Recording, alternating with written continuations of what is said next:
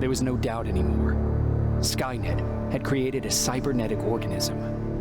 It was designed to blur the line between a man and a machine. People started to think that there were Terminators amongst us, wolves in sheep's clothes. Some of us left, even though we hadn't seen any other infiltrators yet. Or at least, we didn't think we had. And that fear of not knowing was what turned the tide of this war. That night, Skynet won. I still have to run some tests, so for now I would say no. We need some more time, Connor. I know you don't want to hear this, Commander, but if there's one person who can help us, it's Dr. Mack. Mac, we don't even know if he's alive. He is. He's in the Hollywood Hills. We knew a time would come when we'd need him again, so we've kept an eye on him. Wait. You've been watching him without telling me? Let your emotions cloud your judgment before, Commander. That's why I decided that Mack's whereabouts were no longer This is your bullshit. concern. He can't just magically fix all of our problems. He's a man, not a god. A man that makes That's mistakes. enough, Commander. You know what happened last time. He's the reason Perry's I dead. said that's enough. Sergeant Rivers? Yes, sir. TechCom believes that being marked for termination is a badge of honor. A sign that we're doing something right. We wear it proudly. And knowing you're wearing such a badge, Rivers, is all I need to trust you with handling this mission. Commander Barron will fill you in on the details. Good luck, soldier.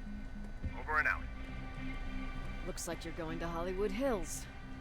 Dr. Edwin Mack is the one who taught us how to use Skynet's weapons, so there's a chance he can do it again. Take him that second-generation plasma rifle and see if he's able to reprogram it. If we want to use Skynet's weapons, we need to bypass their encryption lockouts. How will I find him? He's obsessed with surveillance.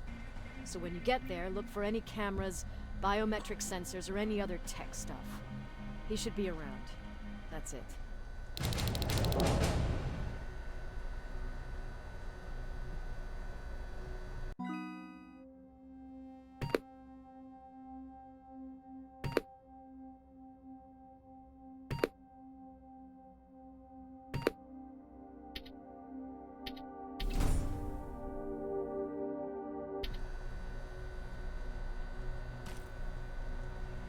Sure, let's trust someone who gets called Dr. Death. That won't bite us in the ass. In the meantime, I'll see what I can learn from the new CPU we acquired from that infiltrator. This could be the breakthrough that we've all been waiting for. I need to concentrate, so please don't disturb me.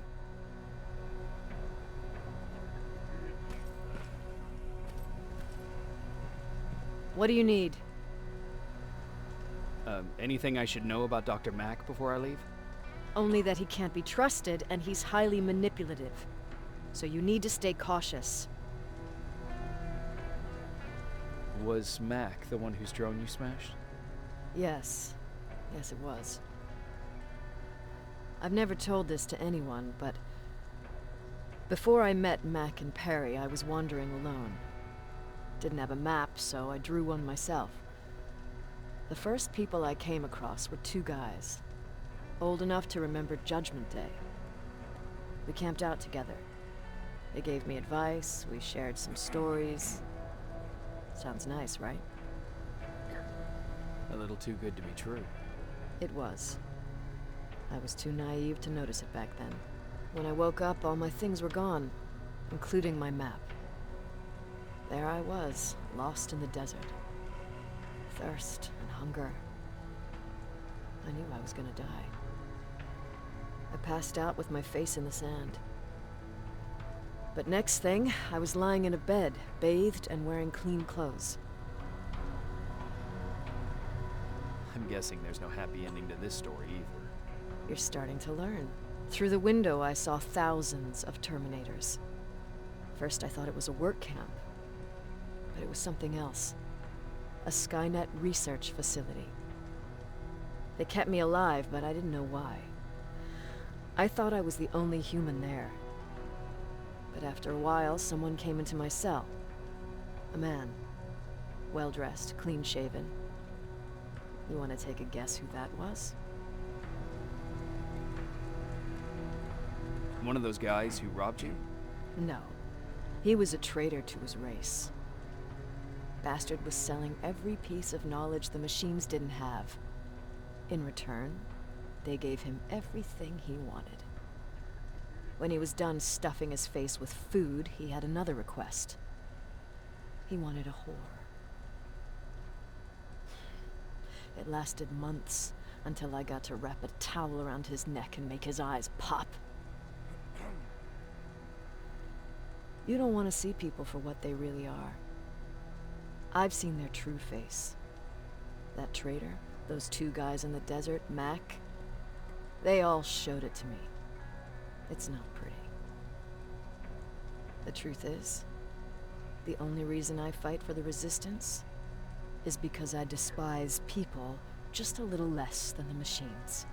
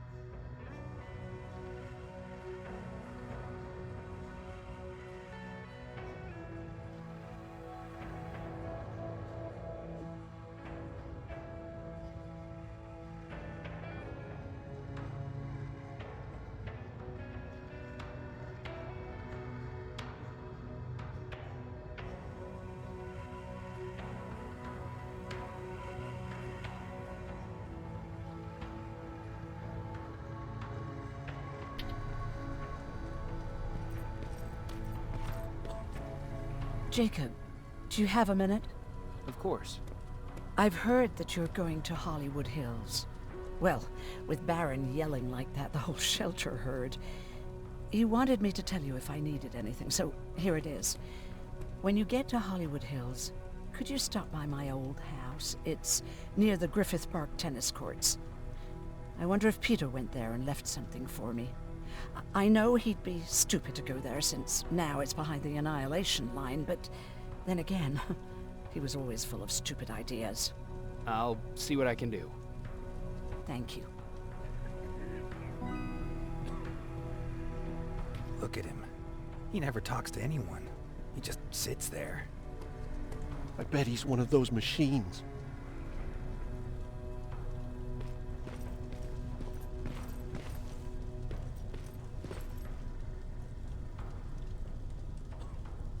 Jacob.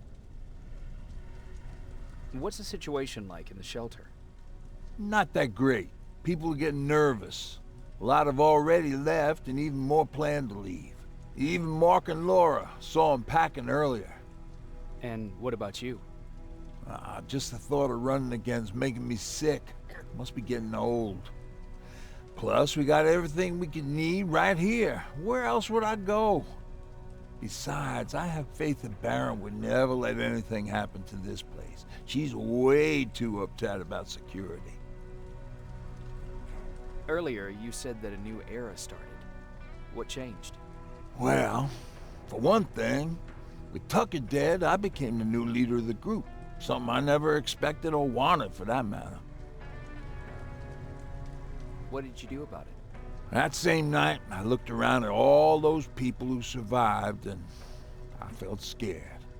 Scared of what they expected of me. I started to walk away like I was on autopilot. I don't know if I wanted to run away or to kill myself, but then something surreal happened. I found a metal door in the ground in the middle of nowhere. I was real unsure about what I might find under it, but what I did find was the aftermath of a massacre. More Terminators? That's exactly what I thought at first, but it turned out to be something even more scary. It looked like they decided to commit suicide. I couldn't understand it. To me, they had everything. Food, water. They even had a case of beer. So, I got shit-faced and started crying over my brother's death. But I realized something. I realized that I could maybe survive there. Did you stay there by yourself? No, I told everybody about the place. I felt I owed them. After that, we were all right. That night, I learned two things. Firstly, that it's okay to be scared. Secondly, that there are two sides to everybody. Ironically, me being a scaredy cat turned me into a good leader. And that's how I found that place, and that's what motivated me to help others. But Tucker, well, he was a leader from the start. But he had an ugly side, too. He killed those who opposed him. He was a real scumbag, but he was my brother. He made me want to be a good person for the both of us. Our hangover wasn't a high price to pay for that lesson.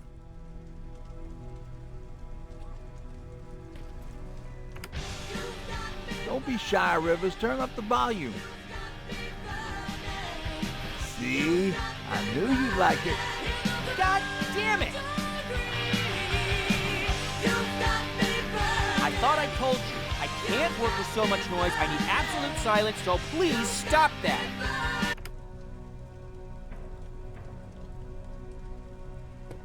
I swear I should just join Skynet! Oops.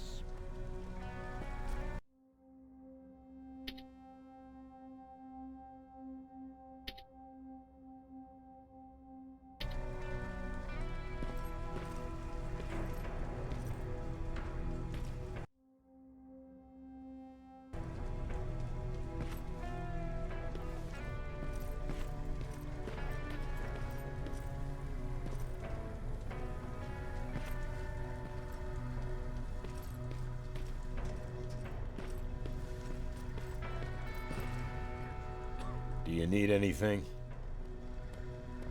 Can I see your hardware?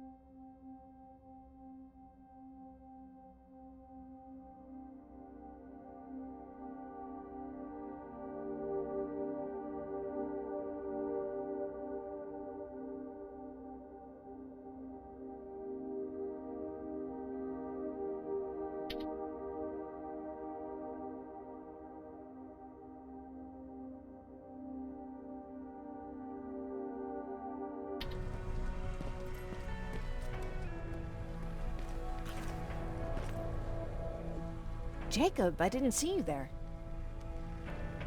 Where are you going? I'm going out scavenging. Don't worry. I'm past thinking about running away. Knowing how much you'd miss me made me not want to leave. Where's Patrick? He's getting ready. I'm taking him with me.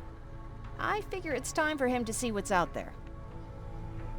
Is everything okay? You seem far away. Nothing can get past you, can it? I've been thinking about the day we met. I never told you how we really ended up there. You can tell me anything. I know I can. That's why you're the first person I'm telling this to. That day, loud hammering woke me up. When I came downstairs, I saw my father nailing the window shut. Through the crack, I saw them coming. Hundreds of metal heads and their red eyes. Even though they're just empty shells, I could feel the hate radiating from them. What did you do? I made Patrick stay upstairs and went back to talk to my father. We argued for a minute or two, and I tried to pull him away from the window. He pushed me away. I tried it again, but he shoved me. And this time I fell. I didn't recognize him as he was reaching for his shotgun. He said, I shouldn't worry about the machines. They wouldn't hurt us. I don't even remember how. But the gun was already in my hands. I closed my eyes and went someplace else. Didn't even hear the shot. I didn't hear Patrick's steps either. He saw you? He did. He was staring at me like I was a stranger. He didn't scream or cry, he just stared. I threw the gun away, grabbed Patrick, and tried not to notice the hole in my father's unmoving chest. As we ran, I could hear them coming, so we found somewhere to hide. Then you came. I wanted to tell someone about all this, but I was afraid to. I'm glad you did. I am too. We talk a lot about how heartless the machines are. And I started to think that maybe I was too. I probably would have convinced myself of that if it wasn't for you keeping me sane. Thank you for everything. I never thought I would find a friend in times like these.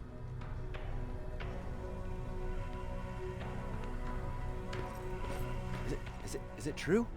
I can look human now?